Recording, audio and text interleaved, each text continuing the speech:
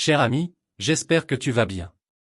Te souviens-tu de cette prise de parole du ministre malien des Affaires étrangères qui a dénoncé l'échec de la mission MINUSMA et ce, devant le Conseil de sécurité des Nations Unies, pour répondre aux défis sécuritaires du Mali? 10 heures du matin au Conseil de sécurité des Nations Unies. La réunion porte sur la situation sécuritaire au Mali et sur la MINUSMA, la mission onusienne dans le pays. Après 2 heures de tour de table, le ministre malien des Affaires étrangères prend la parole. La MINUSMA semble devenir partie du problème en alimentant les tensions communautaires exacerbées par des allégations d'une extrême gravité et qui sont fortement préjudiciables à la paix, à la réconciliation et à la cohésion nationale du Mali.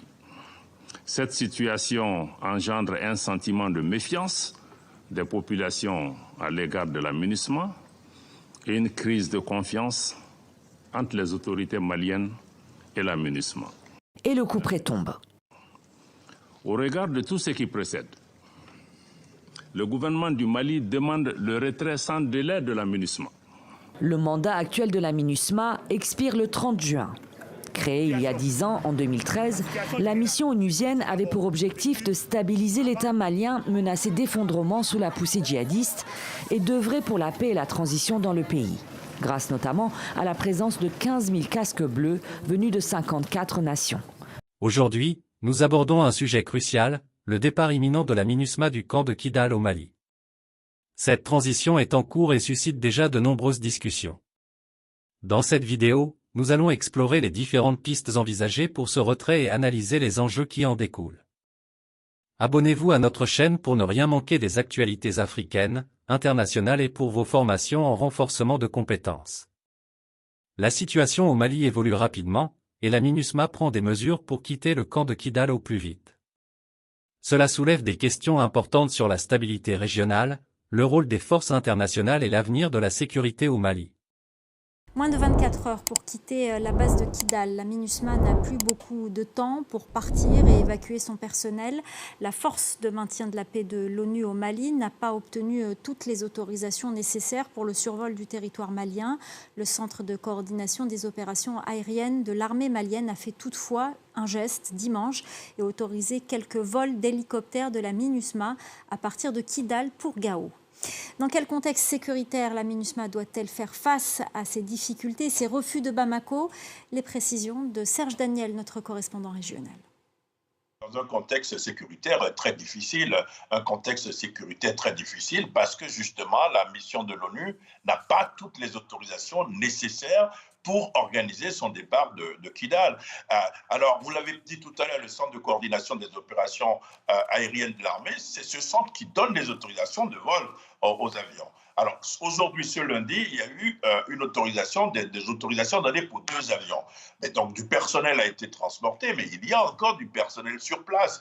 Et ce qui va se passer, probablement, sauf changement de dernière minute, la mission a décidé, d'après nos informations, ce mardi, d'organiser un imposant convoi terrestre pour partir de Kidal vers la ville de Gao, la principale ville du nord du Mali, avec les risques que cela comporte. Il y a des risques d'attentats parce qu'il y a des djihadistes sur le terrain qui posent des mines, donc situation difficile pour la mission, mais qui est décidée quand même à partir. Il y aura un matériel non transportable, une partie de ce matériel sera détruit et l'autre partie du matériel, notamment le matériel de bureautique, des vivres, seront offerts aux civils de la ville de Kidal. Un point encore pour dire qu'au moment où la mission est en train de partir de Kidal, il faut dire que la ville se vide de ses habitants parce que c'est l'inquiétude.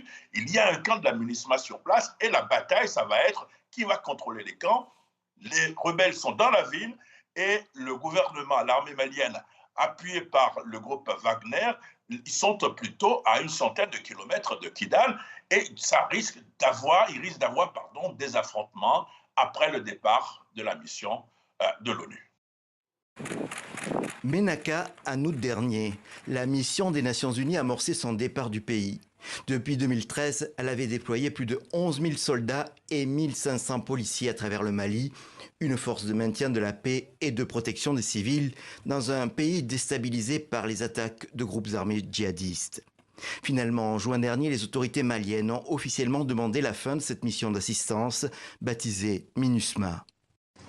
Nous n'avons d'autre choix que de parvenir aux conclusions objectives du bilan de 10 années de présence de la MINUSMA qui n'a pu apporter des réponses adéquates à la situation sécuritaire au Mali. En août et septembre dernier, la MINUSMA a donc évacué ses camps de Ménaka et encore Ogosagou, Ber et Gundam. Mais les choses se sont compliquées en ce mois d'octobre quand la mission a voulu partir de 2 camps dans le nord du pays, Tessalit et Aguelok. Dans cette zone, l'ONU est sous pression aussi d'un mouvement séparatiste à dominante touareg. Le départ accéléré selon la MINUSMA de Tessalit s'est achevé samedi. Le camp aurait été transmis à l'armée malienne. Et ce lundi, Aguelok a été fermé selon des témoins pour qui la base serait actuellement vide. La MINUSMA s'est plainte de contraintes logistiques et d'un contexte sécuritaire tendu et dégradé. Une tension qui augure mal de l'évacuation de Kidal, la ville principale du Nord Mali. Nous attendons avec impatience vos commentaires et vos opinions sur ce sujet brûlant. Quelles sont vos impressions sur le retrait de la MINUSMA? Quelles pourraient être les conséquences à court et à long terme? Partagez vos réflexions et participez au débat. N'oubliez pas de laisser un pouce en l'air si vous avez apprécié cette vidéo et de la partager pour que d'autres puissent se joindre à la discussion. Restez connectés pour plus d'informations et d'analyses sur les événements internationaux.